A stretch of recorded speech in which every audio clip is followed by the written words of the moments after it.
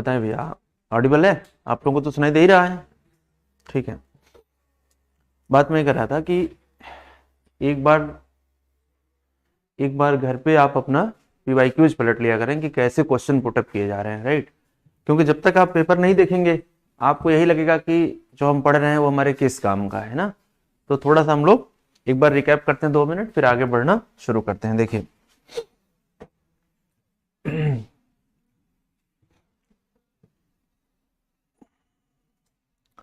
कल हमने आप लोगों को ये बताया कि यदि आप में से कोई नहीं था या क्लास छोटी हुई है तो सेम आप चैनल पे जाइएगा, जीएस फोरम ऑफिशियल चैनल पे, उस पर कल वाली क्लास पड़ी हुई है, उसे देख लीजिएगा, ठीक है। किसी का छोटा है तो बाकी पीडीएफ पीपीटी मिल जाएगी। और पढ़ाते समय जो आप लोगों को लगे कि ये चीज़ हमें नोट कर लेनी चाहिए वो आप तुरंत नोट करना शुरू कर दिया करिए, राइट। ऐसा नहीं कि मतलब मैं फिर आपको नोट करने का अलग से टाइम दूं तो फिर आप नोट करें, उसका कोई मतलब नहीं है। दोनों लोगों का टाइम किल होता है, ठीक है। देखो मैंने आप लोगों को ये बताया कि जब हम हिस्ट्री पढ़ते हैं तो हिस्ट्री में सबसे ज्यादा महत्वपूर्ण क्या है भाई? हिस्ट्री में सबसे ज्यादा महत्वपूर्ण है टाइमलाइन। टाइमलाइन का मतलब क्या हो गया? एक समय काल कैसे कैसे कैसे चीजें आगे बढ़ी। तो जब टाइमलाइन हम पढ़ते हैं, खास करके मिडिवल हिस्ट्री का, मध्यकालीन इतिहास का जब हम टाइमलाइन पढ़ते हैं तो हमारी जो शुरुआत होती है वो कहाँ से होती है? प्री मिडिवल से होती है। जब आपसे कहा था है कि मिडिवल हिस्ट्री पढ़ो, मध्यकालीन भारत पढ़ो, तो आप क्या कहते हैं कि जब आप मिडिवल हिस्ट्री पढ़ते हैं तो आप तुरंत कहते हैं कि सर इसको शुरू कर सकते हैं हम लोग कहाँ से? इसको शुरू कर सकते हैं दिल्ली सल्तनत से। मैक्सिमम आप देखते होंगे कि यहीं से शुरू होता है, दिल्ली सल्तनत से, और इसके बाद क्या हो जाता है? जो मुगल डायनेस्टी है या 1857 है, यहां तक आप पढ़ते पढ़ते कहते हैं कि ये समाप्त हो गया। यही पढ़ते हैं। मतलब कहने का यह है कि जो अंतिम मुगल बादशाह है जिसका नाम क्या था? बहादुर शाह जफर, उसकी डेथ हो रही है तो कहा जा रहा है कि यहाँ पर क्या हो गया?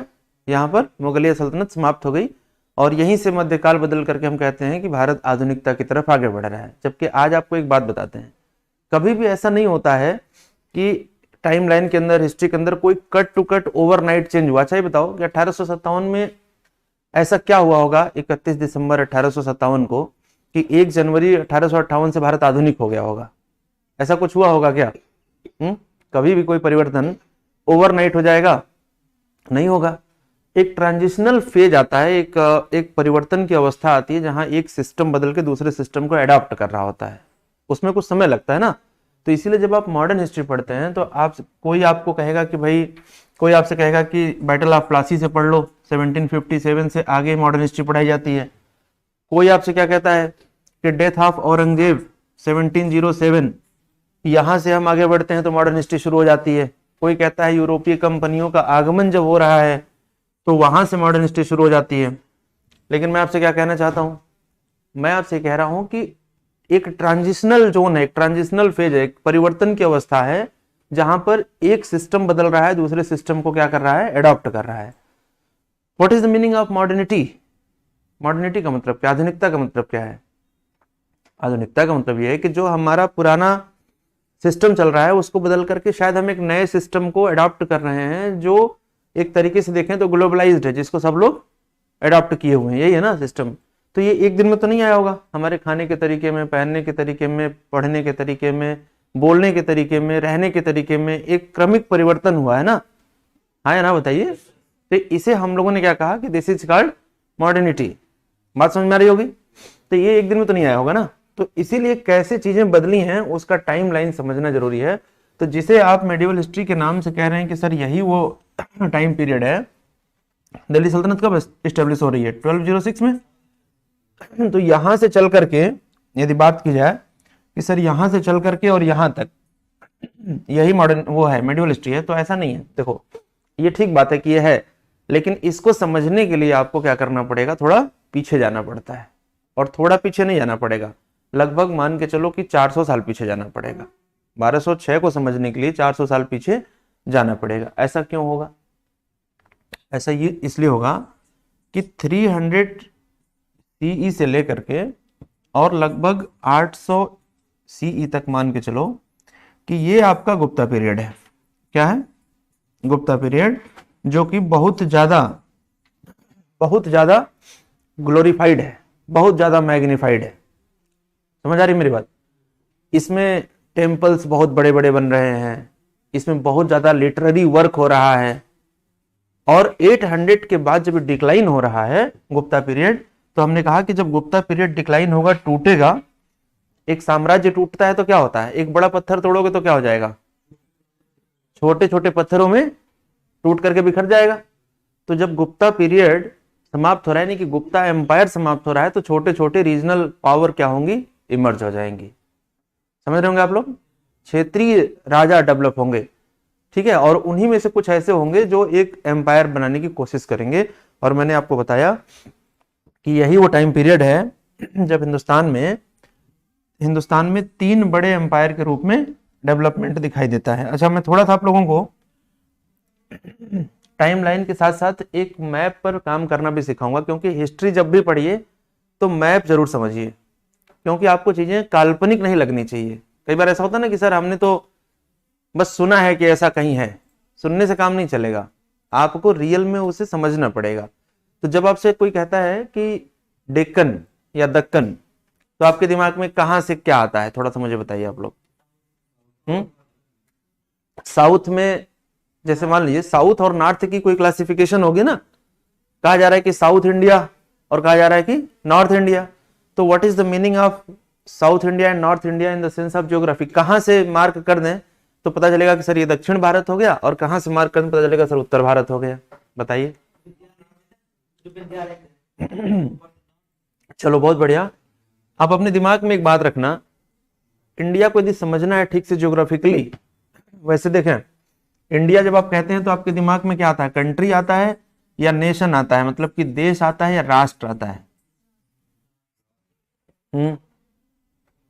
इंडिया कहते हैं तो दोनों ही आ सकता है, कोई बड़ी बात नहीं है, दोनों आ सकता है। इंडिया देश भी आप सोच सकते हैं, राष्ट्र भी सोच सकते हैं ना।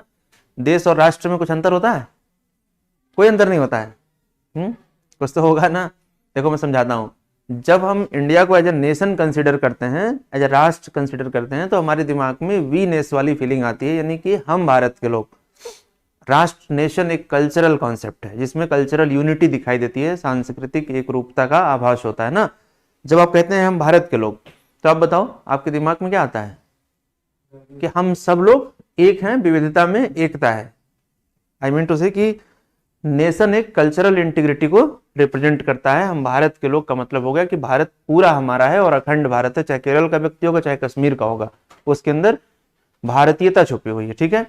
But once we talk about India as a country, जब एक देश के रूप में हम देखते हैं, तो जब आप किसी भी दुनिया के किसी भी मुल्क को एक कंट्री के रूप में देखते हैं ना, तो कंट्री जो होती है एक जियोग्राफिकल यूनिट होती है। कैसी यूनिट होती है भाई? जियोग्राफिकल यूनिट होती है, यानी कि सबसे पहले उस देश की सीमाओं का एहसास आपको होता है, बाउंड्रीज का एहसास होता है, ठीक है। क्लियर हो रहा पॉइंट? एक बार फिर से समझिए इस बात को, जब तक आप एक एक पॉइंट को समझ नहीं जाएंगे तब तक पढ़ाने का उद्देश्य पूरा नहीं होगा। मैंने कहा कि इंडिया को जब आप एक नेशन के रूप में देखेंगे तो वहां पर एक कल्चरल यूनिटी की फीलिंग आ रही है, वी नेस, हम भारत के लोग वाली फीलिंग आ रही है, ठीक है। जब इंडिया को आप एक कंट्री के रूप में देखेंगे तो यहाँ पर एक जियोग्राफिकल बाउंड्री का एहसास आपको होगा, ठीक है। क्लियर? यानी कि कंट्री एक जियोग्राफिकल कॉन्सेप्ट है और नेशन एक कल्चरल कॉन्सेप्ट है, और स्टेट क्या है? स्टेट एक पॉलिटिकल कॉन्सेप्ट है, ठीक है। क्लियर हो रहा है? तो जब हम इंडिया को देखते हैं और कहते हैं कि दक्षिण भारत और उत्तर भारत, तो यदि आप इंडिया को ज्योग्राफिकली समझना चाहते हैं तो सबसे पहले नदियों के कॉन्सेप्ट को आपको क्लियर करना चाहिए कि कौन सी नदी कहां से निकल करके कहां जाती है। कारण क्या है कि जब तक नदी का आपको पता, सारी की सारी सिविलाइजेशन कहां डेवलप हुई? नदियों के किनारे। चाहे इंडस वैली सिविलाइजेशन की हम बात कर लें, क्यों नदियों के किनारे डेवलप होंगी भाई? क्योंकि जहां जल है वहां जीवन है। बहुत बढ़िया। वाटर रिसोर्स यानी इंपॉर्टेंट फैक्टर है ना। आप देखो कि इंडिया में सबसे ज्यादा पॉपुलेशन सेटलमेंट, जनसंख्या किस एरिया में सेटल्ड है भाई?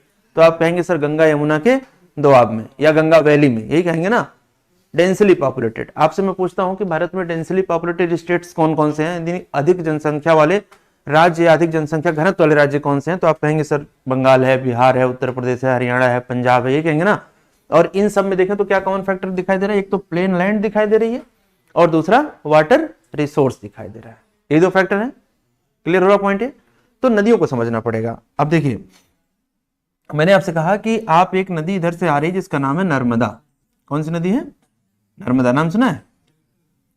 नर्मदा नदी, मैंने वैसे तो मार्क कर दिया, बहुत कॉमन सेंस है कि नर्मदा रिवर कहां पर जा रही है? अरेबियन सी में ना। इधर अरेबियन सी है, अरब सागर है, और इधर क्या है?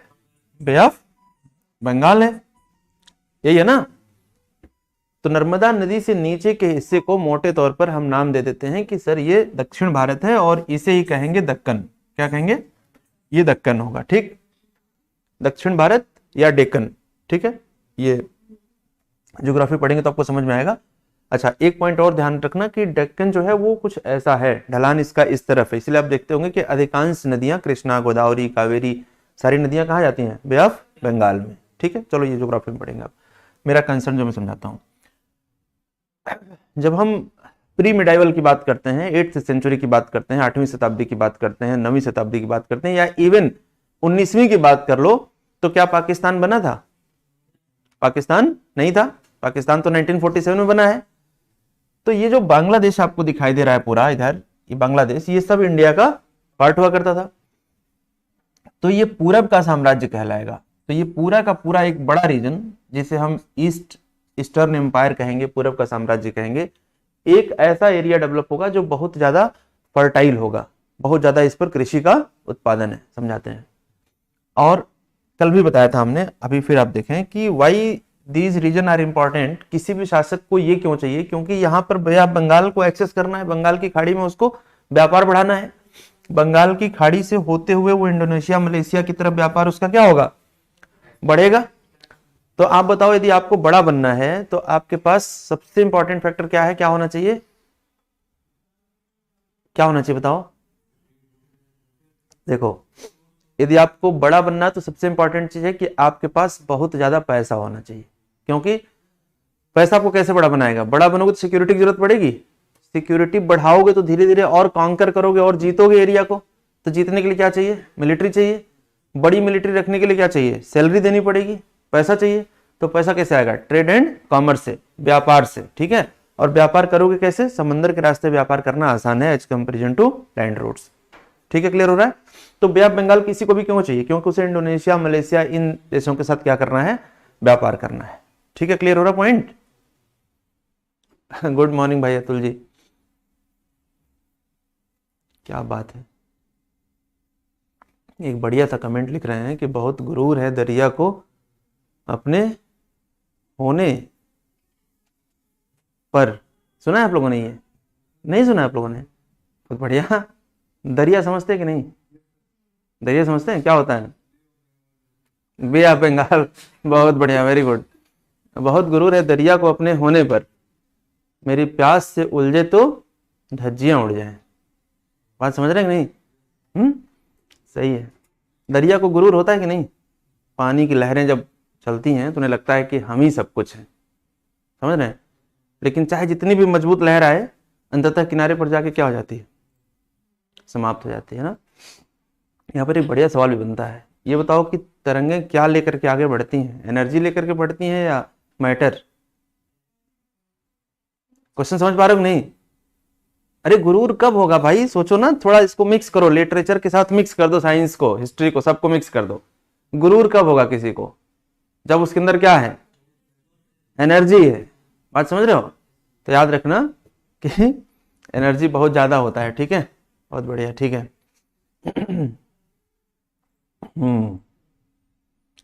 ठीक है, आते हैं अभी थोड़ी देर में आपके कमेंट बॉक्स पर भी। तो किसी भी एम्पायर को क्या चाहिए? ट्रेड चाहिए। ट्रेड बढ़ाने के लिए हमें कोस्ट लाइन पर एक्सेस करना पड़ेगा।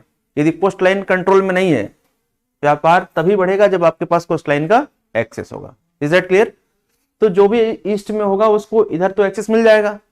लेकिन यदि आप ये चाहते हो कि आप ऑल इंडिया एम्पायर बना लो, राजा नहीं महाराजा, चक्रवर्ती सम्राट बनना है, चारों दिशाओं में हम ही हैं, तो फिर इधर भी व्यापार बढ़ाना चाहोगे ना, इधर भी व्यापार बढ़ाना चाहोगे, क्योंकि यहां से आप आगे बढ़ोगे तो सऊदी अरबिया, ओमान, दोहा, कतर, ये देश आपको मिलेंगे। अब कुछ लोगों को प्रॉब्लम क्या होती है?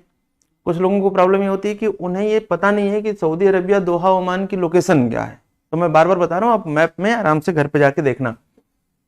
इसका मतलब है कि ये वाला रीजन भी इंपॉर्टेंट है। और जब इस रीजन की मैं बात करूं, जब तक कि पाकिस्तान नहीं बना था, तब तक आपका जो लैंडमार्क रिवर होगा वो होगा इंडस। क्या होगा? इंडस। यानी कि आप यदि चाहते हो हिंदुस्तान पर रूल करना, तो देखिए आपको समझ में आ रहा होगा कि इधर तो यहां से हम बात करें तो यहां से हिमालय की सीरीज शुरू होती है, ये हिमालय है, पामीर नाट से, पामीर नाट से इधर से तो हिमालय कवर किया हुआ है हिंदुस्तान को, और यहीं से एक सीरीज और निकल करके आगे बढ़ेगी जिसे आप हिंदू कुश कहते हैं। क्या कहते हैं? हिंदू कुश। और इसके बाद इधर शुरू हो जाएगा भैया अफगानिस्तान। क्या शुरू हो जाएगा? अफगानिस्तान। बात समझ में आ रही है? तो इंडिया, भारत की जो सीमाएं थी उस समय, चाहे प्राचीन काल की हम बात करें, चाहे हम मध्यकाल की बात करें, या आधुनिक काल में भी, जब तक पाकिस्तान नहीं बना है तब तक भारत की सीमाएं कहां से साझा होती थी? अफगानिस्तान से। आज शेयर होती है कि नहीं अफगानिस्तान से भारत की सीमा? नहीं शेयर होती है? होती है। 106 किलोमीटर पाकिस्तान ऑक्युपाइड कश्मीर के साथ शेयर होता है। समझ रहे हैं? एक लाइन आप पढ़ते हैं जिसको आप कहते हैं डूरेंट लाइन, पढ़ते हैं ना? रेड क्लिफ लाइन तो इंडिया और पाकिस्तान के बीच में आप पढ़ते हैं, लेकिन जब आप डूरेंट लाइन की बात करते हैं तो डूरेंट लाइन आप कहते हैं कि उस जमाने में इंडिया और अफगानिस्तान के बीच में ड्रॉ करी गई थी, but currently this is lies between India and Afghanistan. समझ रहे हैं बात को? तो अब जब आपसे कहा जाए कि कोई इंडिया पर ऑल इंडिया एम्पायर बनाना चाहेगा तो उसको इंडस तक तो कंट्रोल चाहिए ही चाहिए होगा, किसी भी स्थिति में सिंधु नदी तक उसका एक्सेस होगा। ठीक है? तो जब इतने बड़े एरिया की बात करेंगे, यहां पर देखो ध्यान से, जब तक टेरिटरी नहीं समझ में आए तब तक सब बेकार है। ये बताओ कि जनगण मन आप लोगों को याद है? आपका नेशनल एंथम है, तो उसमें कॉन्सेप्ट निकल के आता है। अभी जो मैं बात आप लोगों से कर रहा हूं, कैसा एंथम है? नहीं, नेशनल एंथम है कि कंट्री एंथम है? तो कहेंगे नेशनल एंथम है, कहते हैं राष्ट्रगान है। तो आप पढ़ते हैं तो उसमें एक लाइन आती है, क्या आती है?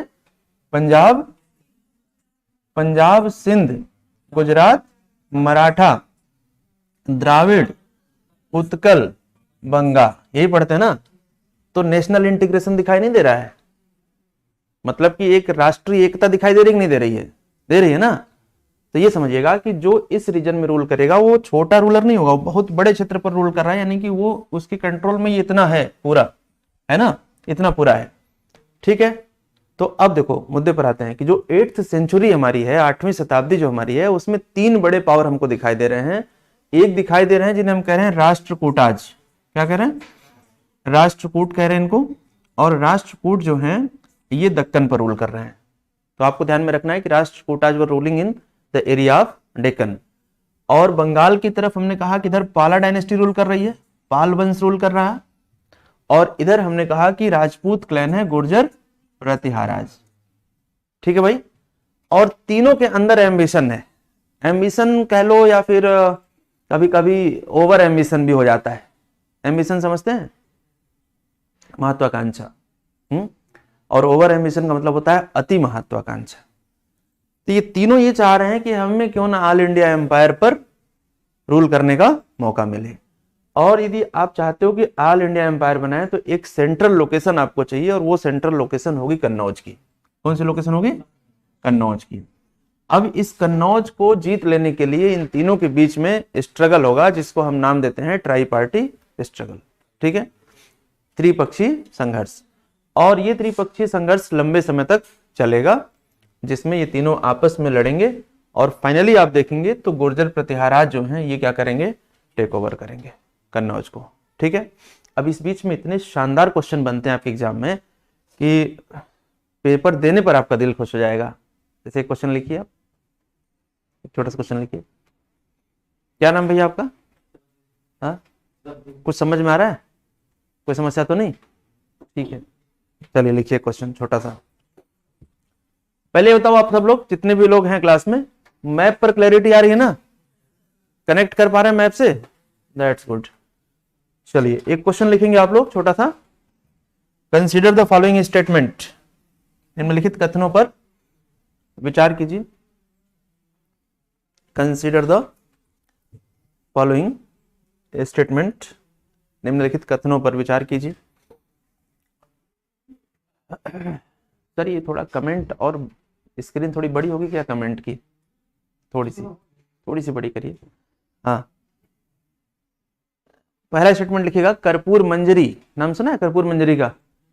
लिखिए, कर्पूर मंजरी एक नाटक था, एक पुस्तक थी, एक बुक थी, नाटक। बहुत बढ़िया सर, ठीक, thank you. Karpur Manjari was wrote by Rajshekhar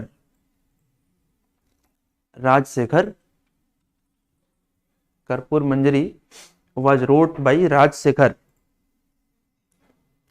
in the time period of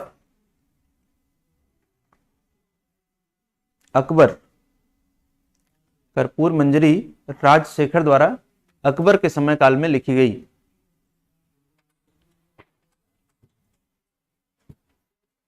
कर्पूर मंजरी कब लिखी गई? क्या लिखा? अकबर के शासनकाल में लिखी गई ना। सेकंड पॉइंट लिखिएगा, It was based on love story of Anarkali and Salim. यह अनारकली और सलीम के प्रेम कथा पर आधारित थी। यह अनारकली और सलीम के प्रेम कथा पर आधारित थी। दूसरा स्टेटमेंट था ये। और थर्ड लिखेगा, कर्पूर मंजरी मूलतः प्राकृत में लिखी गई थी। Karpur Manjari was wrote originally in Prakrit language. Prakrit language. Karpur Manjari किस में लिखी गई थी? प्राकृत में। 3 स्टेटमेंट है भैया, 3 स्टेटमेंट है अतुल जी, 2 नहीं है, 3 स्टेटमेंट है और तीनों में बताना है। पहला ऑप्शन जनरेट करिएगा, लिखिएगा उपरोक्त कथनों में से सही कथन है। Which of the above statement is oblique correct. ठीक है, तो करेक्ट कथन आप लोगों को बताना है। पहला ऑप्शन लिखेंगे ओनली वन एंड टू, केवल 1 और 2, केवल 1 और 2। दूसरा ऑप्शन लिखेंगे only 1 and 3, only 1 and 3। Third लिखेंगे only 2 and 3 and fourth option लिखेंगे ओनली 3। बहुत अच्छा क्वेश्चन है। कर्पूर मंजरी का नाम सुना होगा आप लोगों ने कहीं ना कहीं। बहुत बढ़िया।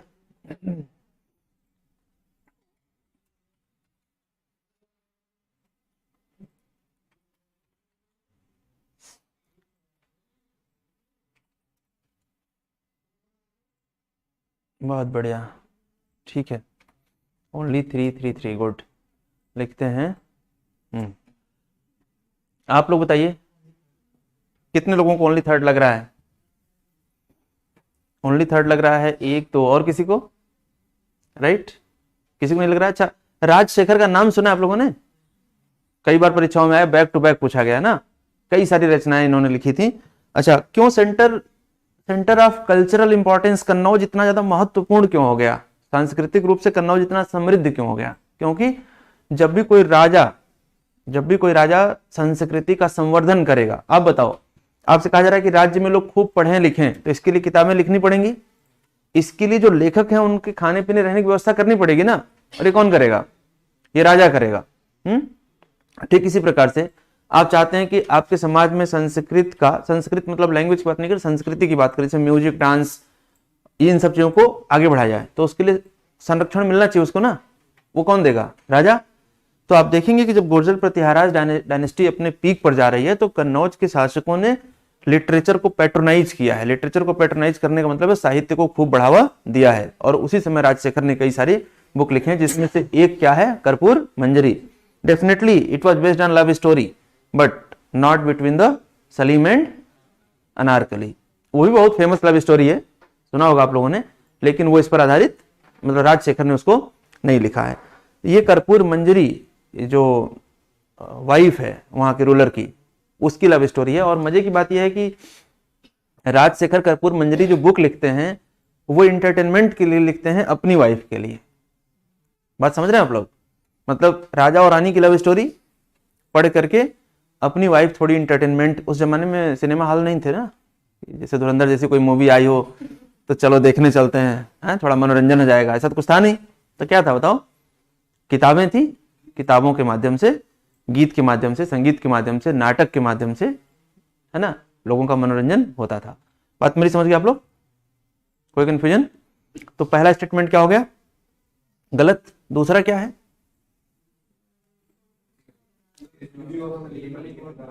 वो भी गलत हो गया। तीसरा ध्यान में रखना है कि ये प्राकृत लैंग्वेज में ही लिखी गई थी। ठीक है, क्लियर? चलिए, तो अभी तक हमने जो समझा वो ये समझा कि 3 पावर हैं, 3 पार्टी हैं और तीनों क्या करेंगे? आपस में लड़ेंगे।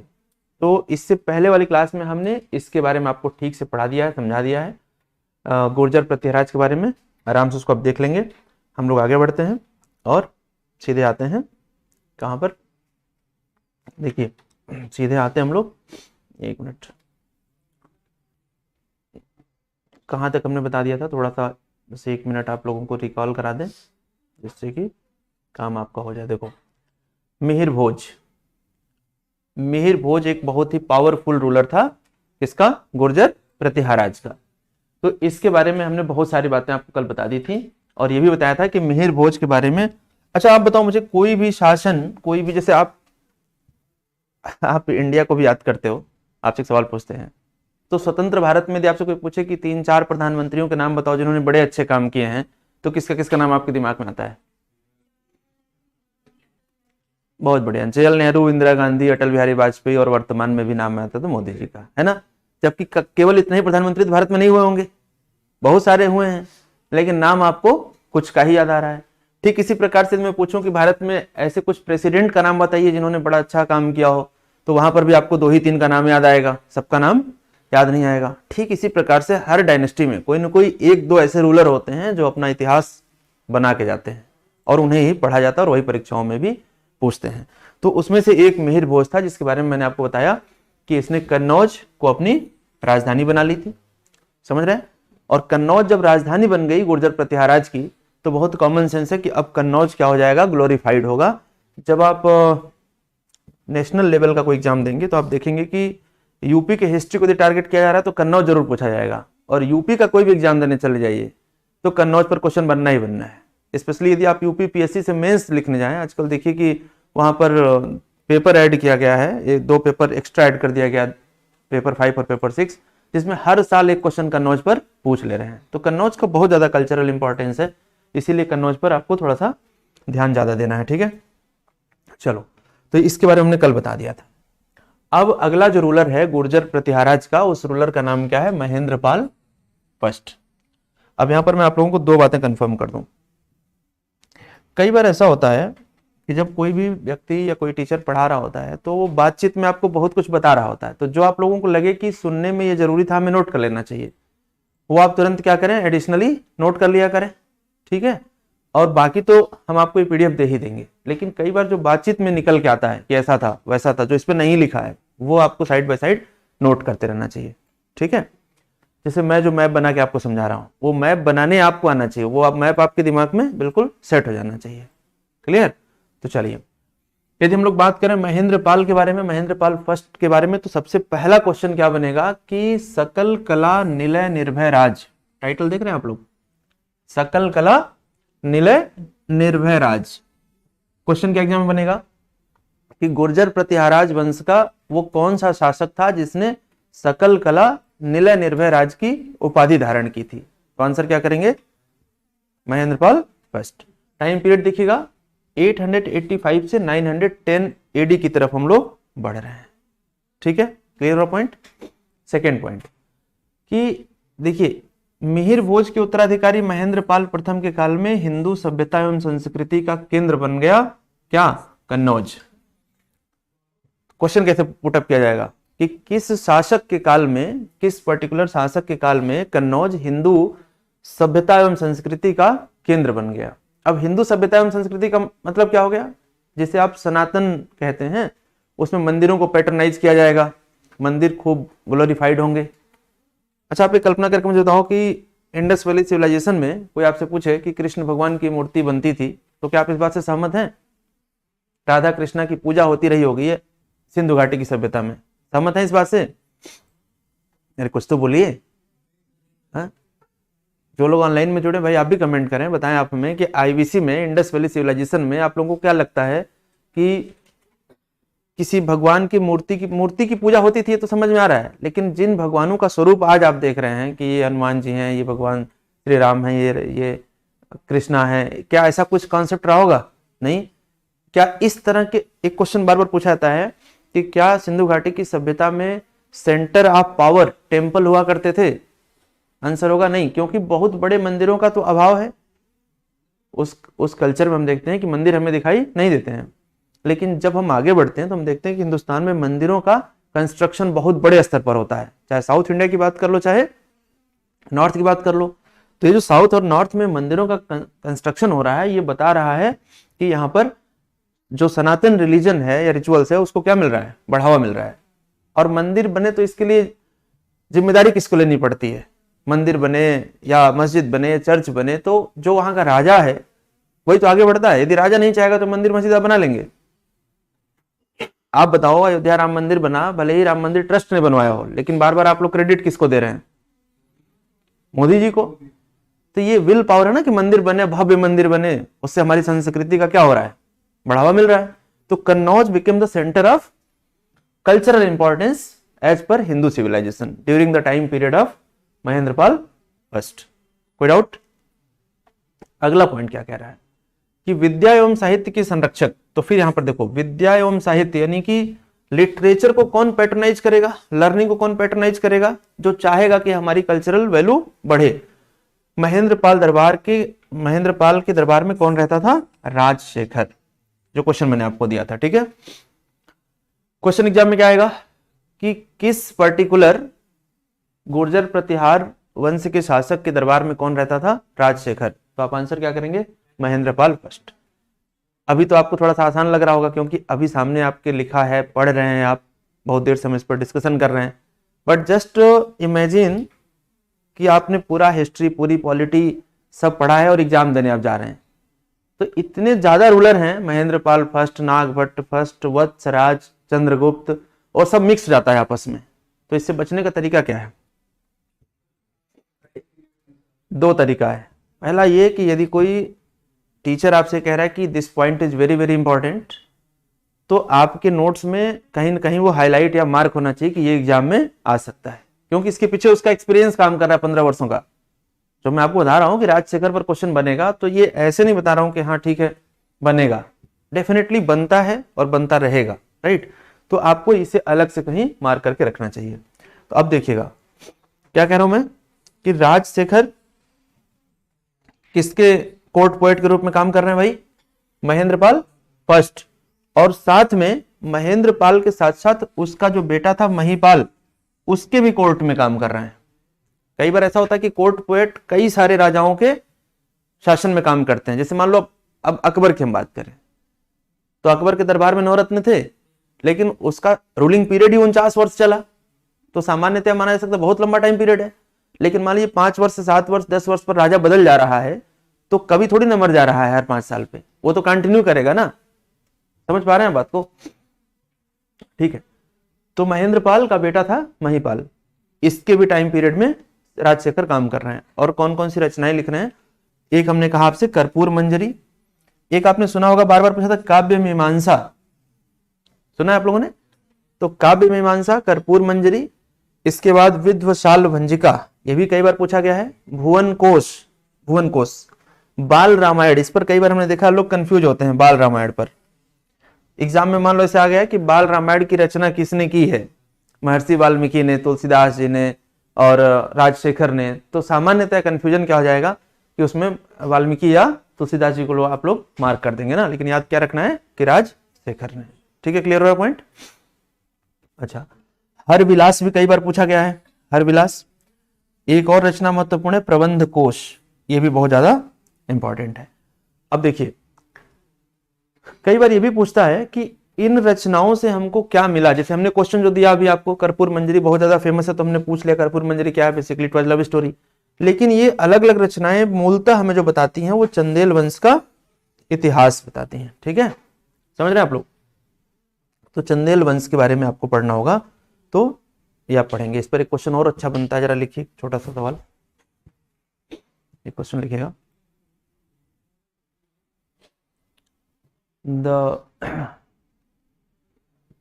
लिखिए विच of the following statement is not correct. निम्नलिखित में से कौन सा कथन सही नहीं है।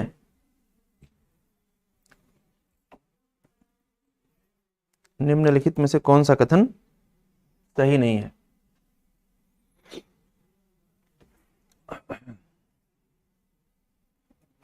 सबसे पहला लिखिएगा फर्स्ट स्टेटमेंट, लिखिएगा द खजुराहो टेम्पल्स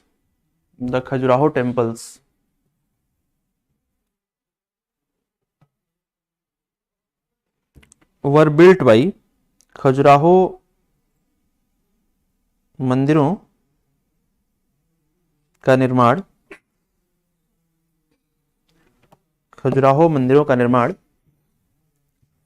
चंदेल शासकों द्वारा कराया गया। The Khajuraho temples were built by Chandel rulers. Many times repeated in your exam. ये क्वेश्चन बहुत बार आया परीक्षा में कि खजुराहो मंदिरों को किसने बनाया। सेकेंड पॉइंट लिखेंगे the temples were mainly built in between. मंदिरों का निर्माण मुख्यतः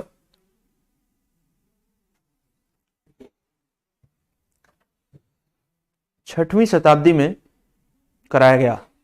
the temples were built mainly in 6th century। The temples were built mainly in 6th century। Third statement लिखेंगे कि खजुराहो टेम्पल्स आर लोकेटेड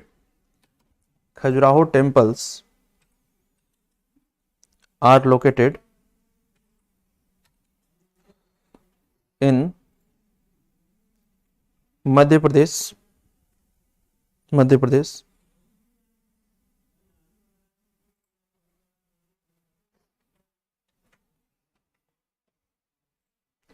और लास्ट स्टेटमेंट लिखेंगे, अंतिम कथन लिखेंगे। हो गया ना, 3 स्टेटमेंट कंप्लीट हो गया। Khajuraho temples served as cultural capital of Chandela rulers. Khajuraho temples served as the cultural capital of Chandela rulers. Khajuraho मंदिरों की भूमिका चंदेल शासकों के सांस्कृतिक राजधानी के रूप में रही।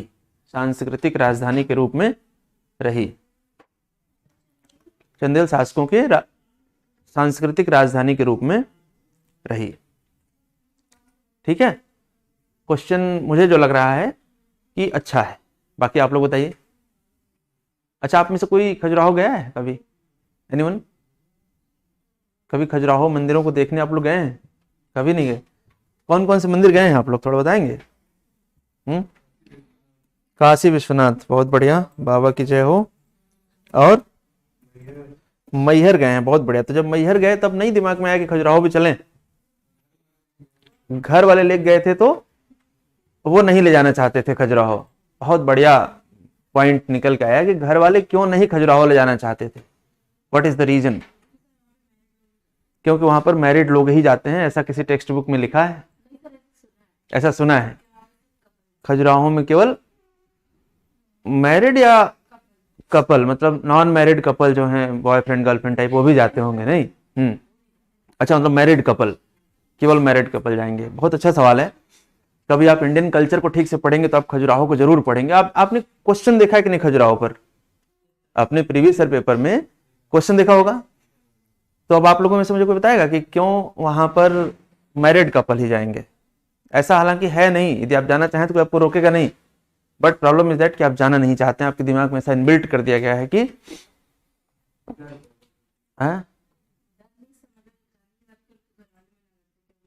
आपने कभी कोई आपने कभी क्वेश्चन पूछा उनसे कि वाई? हिम्मत नहीं होती ना? बहुत बढ़िया, घर के पास ही तब भी नहीं जाने देते हैं। बहुत अच्छा, वेरी गुड। आप बताओ, यदि मंदिर ही है तो जाना चाहिए। चलिए मैं समझाता हूँ कि क्यों घर वाले आपको रोकते हैं, बताते हैं, समझाते हैं। पहले आप लोग आंसर बताओ क्वेश्चन का। सेकेंड लग रहा है। देखो आंसर बहुत आसानी से आप फाइंड आउट कर सकते थे, क्योंकि जब मैं आपसे ये कह रहा हूं कि पूरी हिस्ट्री जो अभी हम लोग पढ़ रहे हैं ये कब से, मतलब कहां से कहां पढ़ रहे हैं, 8वें से 12वें शताब्दी के बीच में ये पढ़ रहे हैं ना, 8th to 12th सेंचुरी। और मैं कह रहा हूं कि राजशेखर की रचनाएं चंदेल शासकों के बारे में बता रही हैं, ये भी कह रहा हूं आपसे, है ना। तो डेफिनेटली चंदेला रूलर्स जो होंगे वो राजशेखर के टाइम पीरियड के आसपास के ही होंगे। और यदि चंदेल शासकों ने खजुराहो टेम्पल्स को बिल्ड कराया है तो किसी भी कंडीशन में 6th सेंचुरी में आंसर नहीं होगा। समझ पा रहे हैं बात को, क्योंकि बात ही कहां हो रही है, 8वें से आगे। तो 8वां हो सकता है, 9वां हो सकता है, 10वां हो सकता है, 11वां हो सकता है, इवन 12वां हो सकता है, लेकिन 6वां तो नहीं होगा। क्लियर है ना ये। तो फिर आंसर आपका क्या हो जाएगा, सेकेंड वाला। ये गलत है। जो एग्जैक्ट आपको बताएं, पहली बात तो देखिए कि बहुत ग्रुप ऑफ टेम्पल्स है खजुराहो में, और उस जमाने में मंदिर कोई लार्सन एंड टर्बो जैसी कंपनी तो है नहीं, एलएनटी की पत्थरों को काट काट के तुरंत बना देगी। कैसे मंदिर कैसे बनेंगे, पत्थरों को मैकेनिकली हाथों से काटा जाएगा ना, मशीन नहीं है, तो बहुत समय लगेगा। तो खजुराहो मंदिरों को बनने में लगभग 100 साल से अधिक का समय लगा है। अलग अलग राजाओं ने उसको पैटर्नाइज किया है। शुरुआत आप कहेंगे तो 950 के आसपास हो जाती है और चलता रहता है 1050 तक ये इनबिल्ट होता रहता है। तो ये टाइम पीरियड है। समझ रहे हैं आप लोग बात को, क्लियर है पॉइंट।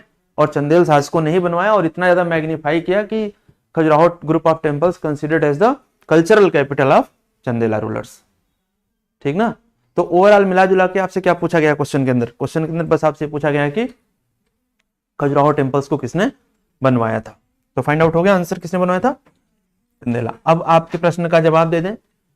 इतनी देर से आप लोग पढ़ रहे हैं, कोई डाउट नहीं क्रिएट हो रहा आप लोगों के मन में, कोई डाउट या कोई स्टेटमेंट, कोई भाव, कुछ भी क्रिएट होना चाहिए ना। पहले क्लियर हो जा रहा है सब कुछ। चलिए, एक्चुअली क्या है कि मैं आप लोगों के डाउट को खुद ही हैंडल कर ले रहा हूं ना, मुझे जहां तक लगता है, मुझे पता कि यही आप पूछेंगे, मैं कोशिश करता हूं बता दूं। क्यों खजुराहो में जाने नहीं देते हैं आपको घर वाले, बता दें वो भी कारण आपको। ऐसा नहीं जाने देना चाहिए। If you are in adult as,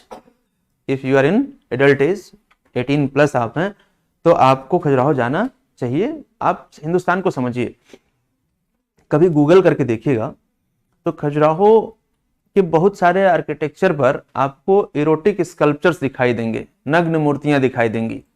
समझ रहे हैं आप। तो घर वाले इसीलिए उस तरफ नहीं ले जाना चाहते हैं। जबकि आप हमें समझाइए कि पूरी दुनिया में एक प्रक्रिया है इंसान को इंसान पैदा करने की, और वो प्रक्रिया डिमांड करती है सेक्सुअल इंटरकोर्स की ना। That is called physical pleaser sometimes. But क्या जीवन में केवल फिजिकल प्लीजर से काम चलेगा? आंसर होगा नहीं।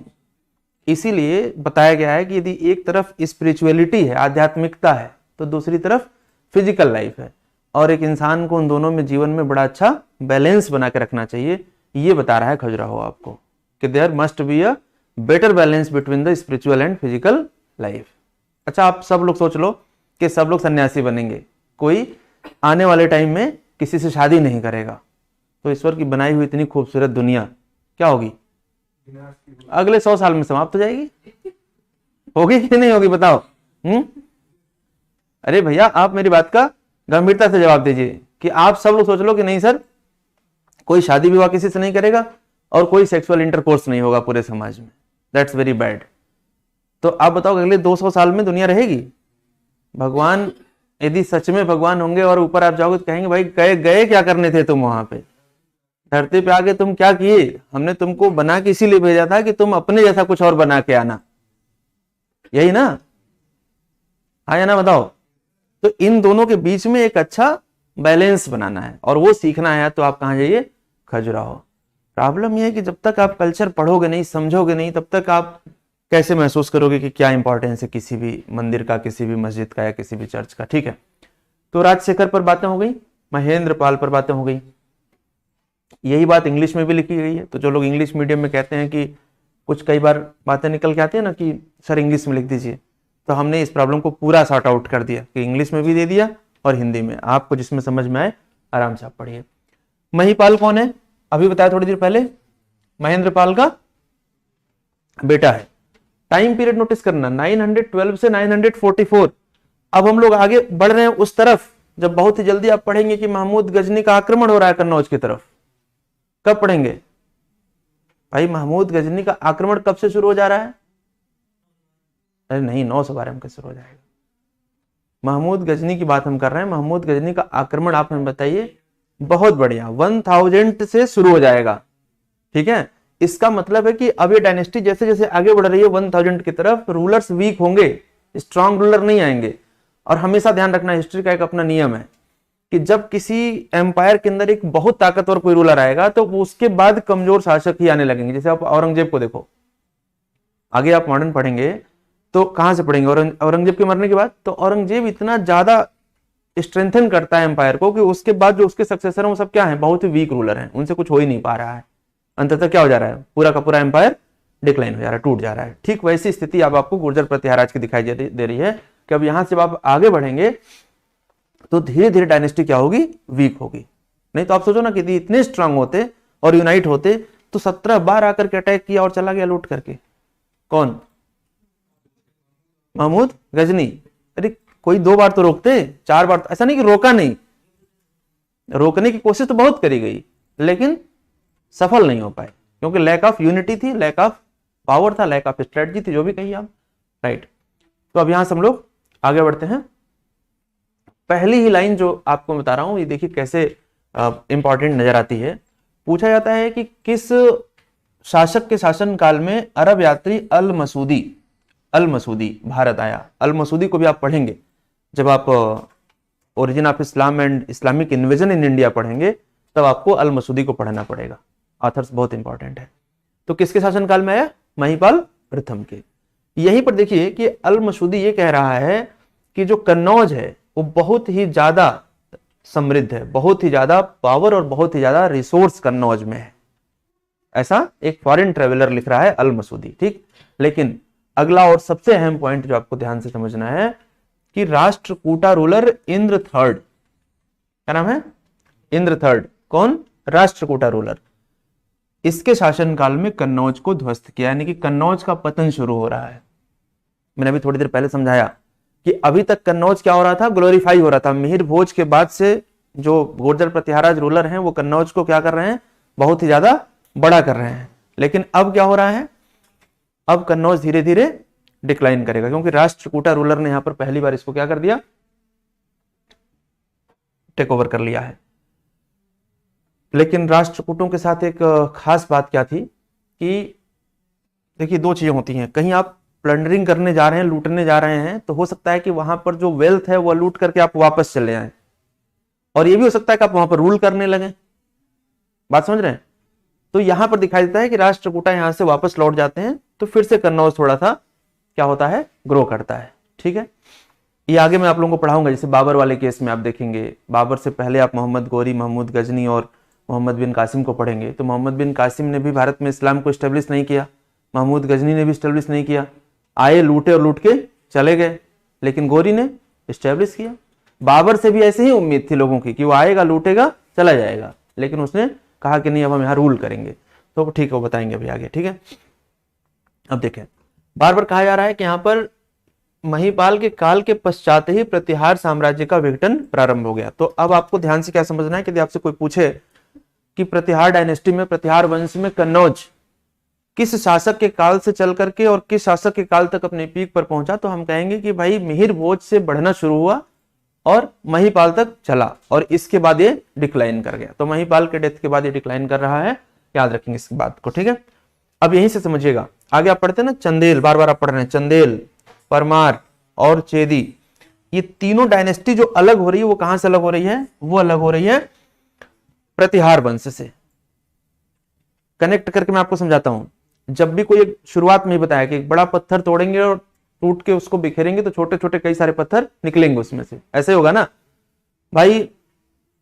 जब आप पढ़ते हैं अवध, आप पढ़ते हैं हैदराबाद, आप पढ़ते हैं कर्नाटक, बंगाल, ये सब स्वतंत्र राज्य के रूप में कहां से अलग हुए थे, मुगल वंश से या मुगल एम्पायर से। जब मुगल एम्पायर टूटा तो ये सब क्या हो गए, अलग अलग स्वतंत्र राज्य बन गए। ठीक उसी प्रकार से जब प्रतिहार साम्राज्य, साम्राज्य मतलब क्या हो गया, एक बहुत बड़ा पत्थर या बहुत बड़ा एरिया, कॉन्सेप्ट समझ रहे हैं ना। तो तो अब यहीं से क्या अलग हो रहे हैं, चंदेल, परमार, चेदी, ये सारे यहां से अलग होकर के अपना अपना डायनेस्टी बना रहे हैं। And this is the core point कि क्यों नहीं कोई महमूद गजनी को रोक पाया। बात समझना भाई, यदि अटैक हो रहा है चेदियों पर, अटैक हो रहा है परमार पर, अटैक हो रहा है चंदेल पर, तो ये कह रहे हैं कि मुझसे क्या मतलब है, चंदेल कह रहे हैं कि परमारों पर हमला हुआ है ना, हमसे क्या मतलब है। It was the very lack point of the Indian Rajput कि वो पता चल रहा है कि पड़ोसी पर हमला हुआ, वो कह रहे हैं हमसे क्या ही मतलब है। आप हमें समझाइए कि झांसी की रानी की हत्या कहां हुई थी, कहां हुई थी भाई, प्लीज रिप्लाई।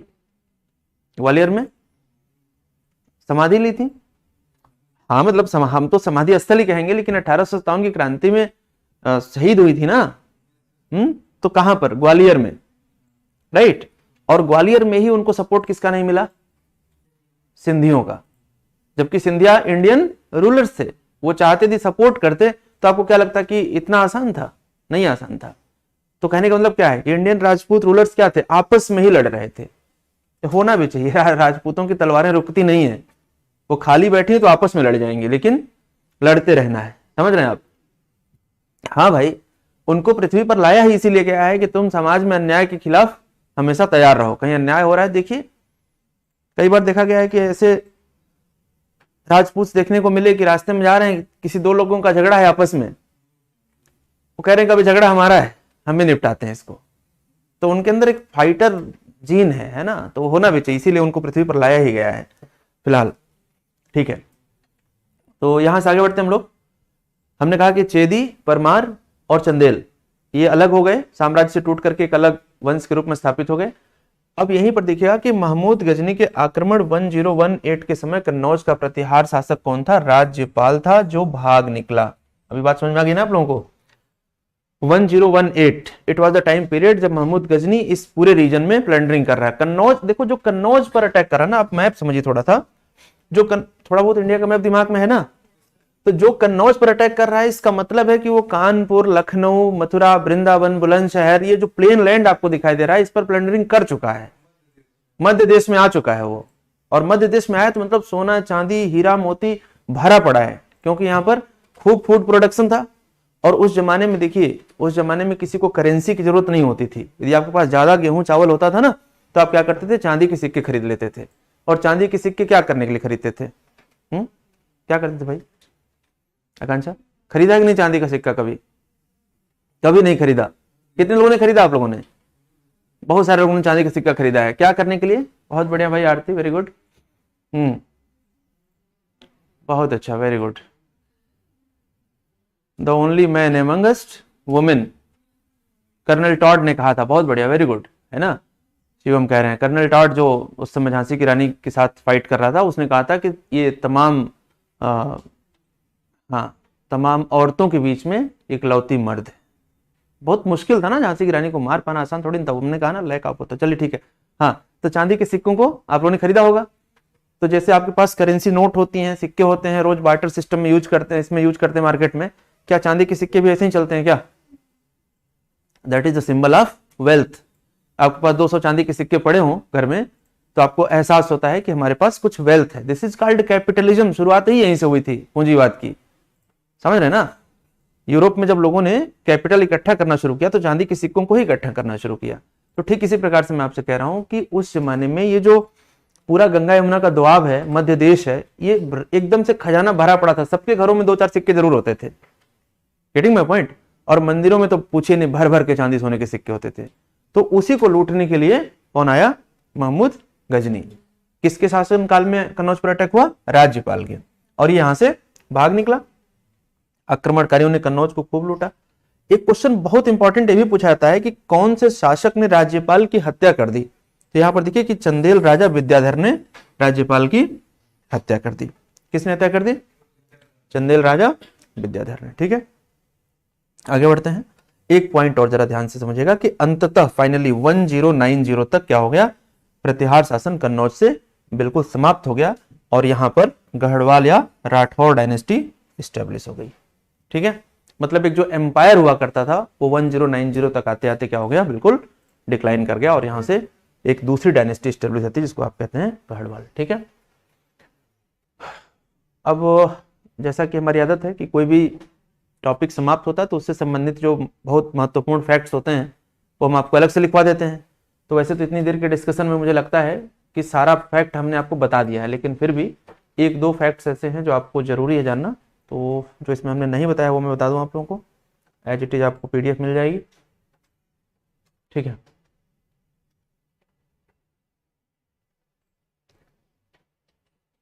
चलो, कोई इसमें ऐसा इंपॉर्टेंट फैक्ट नहीं जो हमने अभी तक आपको नहीं बताया है, ठीक है। तो अगली डायनेस्टी हमारी क्या शुरू होगी? राष्ट्रकूट। अब आप हमें एक बार ठीक से बता दीजिए कि अभी तक जो हमने आपसे बात करी गुर्जर प्रतिहारों पर, वो समझ में आ गया सबको?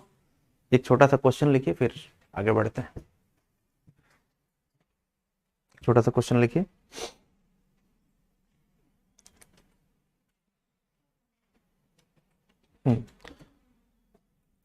अच्छा, ये बताओ कि ये स्टेटमेंट वाले क्वेश्चन मैं आप लोगों को दे देता हूं बड़े बड़े, तो आप लोगों को परेशानी तो नहीं होती है? देखिए, मेरा ऐसा मानना है ना कि हमेशा जो प्रैक्टिस फील्ड है जहां पर आपको अभ्यास करना है वहां पे खूब पसीना बहाओ, ताकि जब युद्ध हो तो रक्त आपका कम से कम बहे। यही होता है ना, जीतने का सिद्धांत तो यही है। तो अब यहां जितना आप अच्छे लेवल का क्वेश्चन सॉल्व करोगे एग्जाम में, उससे आसान ही मिलेगा आपको। तो प्रैक्टिस अपनी हमेशा क्या करनी चाहिए? थोड़ी हायर लेवल पर रखनी चाहिए। तो लिखिए question, consider the following statement. Consider the following statement.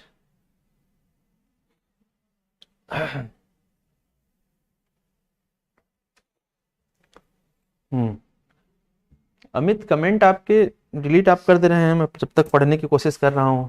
हाँ, कंसिडर द फॉलोइंग स्टेटमेंट लिखिए। पहला कथन लिखिएगा, first statement, Kailashnath temple, Kailashnath temple, bracket में लिख लीजिएगा एलोरा,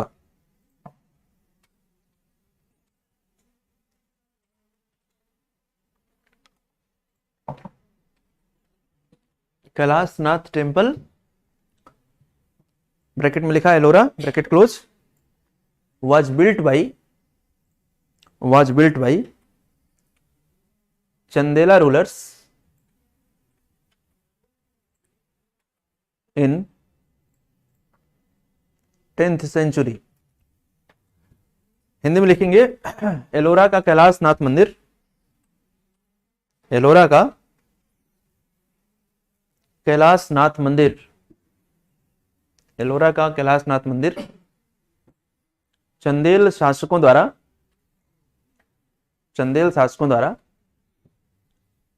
10वीं शताब्दी में बनाया गया, 10वीं शताब्दी में बनाया गया। सेकेंड लिखिएगा,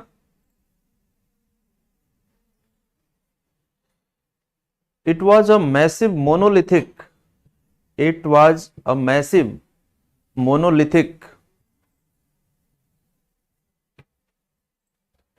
structure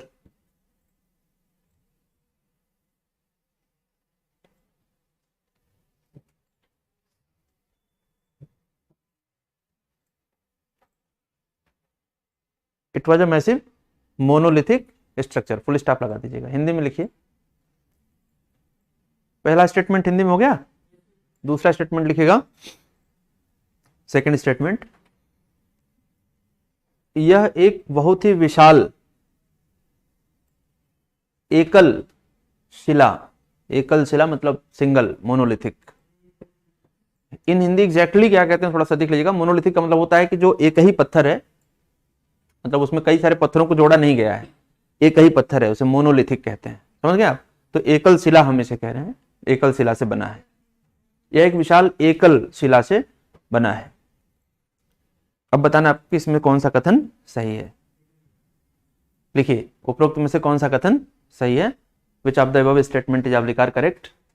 only one, only two, both one and two, neither one nor two. Option जरूर लिखा करिए आप लोग। प्रैक्टिस हमेशा पूरे क्वेश्चन पर की जाती है। आंसर आपको पता चल गया, इसका मतलब ये नहीं है कि आपको आंसर आता है। ऑप्शन में गेम होता है ना, समझ पा रहे होंगे। तो चारों ऑप्शन लिखा करिए, केवल एक, केवल दो, दोनों एक एवं दो, ना तो एक ना ही दो। चलिए, तो कितने लोग इसमें आंसर आप लोग बता रहे हैं भाई? कमेंट करिए फटाफट जल्दी से। कमेंट करिए, बताएं आप लोग फटाफट जल्दी बताएं क्या आंसर होगा। कितने लोग इसमें मान रहे हैं कि ओनली वन? ओनली वन कोई नहीं मान रहा है? अच्छा, बोथ 1 and 2, ऐसा कोई? ओनली 2? ओनली 2 मान रहे हैं 3-4 लोग, 5 लोग, ठीक है, बहुत बढ़िया। और मतलब नाइदर 1 nor 2, दोनों नहीं है क्या भाई? अनुपम कुछ बताइए। नहीं पता, ठीक है, चलो मैं बताता हूं। याद रखना कैलाशनाथ टेम्पल जो है वह मोनोलिथिक स्टोन से ही बना है, और सबसे बड़ी बात है कि ये टॉप टू डाउन इसकी कटिंग की गई है। बहुत ही मतलब आप समझें कि इंडियन आर्ट एंड कल्चर के अंदर एक बहुत इंपॉर्टेंट टॉपिक है ये। ऊपर से इसकी क्रेविंग की गई है, समझ रहे हैं आप? मतलब कि ऊपर से काटते हुए नीचे की तरफ आए हैं और एक अकेले एक पत्थर से बना है। एक इंपॉर्टेंट पॉइंट हो गया। दूसरा आप पॉइंट आराम से, जो पहला वाला था स्टेटमेंट, उसको आप सोच करके भी सही कर सकते थे। चंदेल कहां से निकल रहे हैं mister Kunwar Raj? Yes please. Chandela rulers किस डायनेस्टी से अलग हो रहे हैं या किस एम्पायर से अलग हो रहे हैं? बेसिकली प्रतिहार डायनेस्टी से। एंड द मेजर रूलिंग बहुत बढ़िया भाई, वेरी गुड शिवम। जो प्रतिहार डायनेस्टी है उसका मेजर रूलिंग एरिया क्या है? कन्नौज या इसके आसपास का क्षेत्र, बुंदेलखंड के आसपास का क्षेत्र जो आपको दिखाई दे रहा है। और एलोरा कहां पर है भाई? दक्कन में है, महाराष्ट्र के अंदर है। तो जब हम दक्कन की तरफ मूव कर रहे हैं तो वहां पर रूलिंग कौन है? बताया तो शुरू में, याद करिए, राष्ट्रकूटा। बात समझ में आ रही है? एक बार फिर से देखो क्लास की शुरुआत में ही। अच्छा, अगली क्लास का हम लोगों का टॉपिक क्या है? राष्ट्रकूटा। ये आज की क्लास में इसको डिस्कस नहीं करेंगे, इसको हम अगली क्लास में करेंगे। लेकिन अभी बात को समझिए कि आज की क्लास की शुरुआत में ही हमने आपको एक मैप बना के समझाया था, कुछ याद आ रहा है? ये मैप था, ये मैप था ना। तो इस मैप में हमने क्या कहा था कि जब हम दक्कन की तरफ बढ़ेंगे तो दक्कन की तरफ कौन रूल कर रहा है? राष्ट्रकूटाज रूल कर रहे हैं। तो किसी भी टेंपल को पैट्रोनाइज करने के लिए गुर्जर प्रतिहाराज मान लो यहां से यहां थोड़ी ना आएंगे। बात समझ रहे हैं? तो कंक्लूजन क्या निकल रहा है कि Kailashnath temple was built by Rashtrakuta rulers during 8th century. तो पहला स्टेटमेंट क्या हो जाएगा? गलत, और दूसरा क्या हो जाएगा? सही। इस प्रकार से क्वेश्चन को ब्लेंड किया जाता है, क्वेश्चन को मिक्स किया जाता है आर्ट एंड कल्चर के साथ। बहुत बढ़िया, ठीक है। हाँ, बट इंडियन हिस्ट्री को पढ़ते समय हम लोग यही मानते हैं कि राष्ट्रकूटों ने इसको डेवलप किया था। ठीक है, चलिए, कल्चर की पूरी एक सीरीज चलेगी अलग से आप लोगों की, जिसमें हम सारे मंदिरों के बारे में, इवन कि सारे जो बड़े मॉन्यूमेंट्स हैं इंडिया में जो आपके एग्जाम में पूछे जाते हैं, लाल किला हो गया, आपका ताजमहल हो गया, सब ये सब भी, जो आपका नया वाला पार्लियामेंट है, ये सब भी हम लोग डिस्कस करेंगे। ठीक है, तो क्विक एंड फास्ट एक बार आप लोग ये देख लो कि अभी तक जितना आपने पढ़ा उसमें आपको डाउट कहां पर हो रहा है किसी भी प्रकार से, जो आपके समझ में आया वो। ठीक है।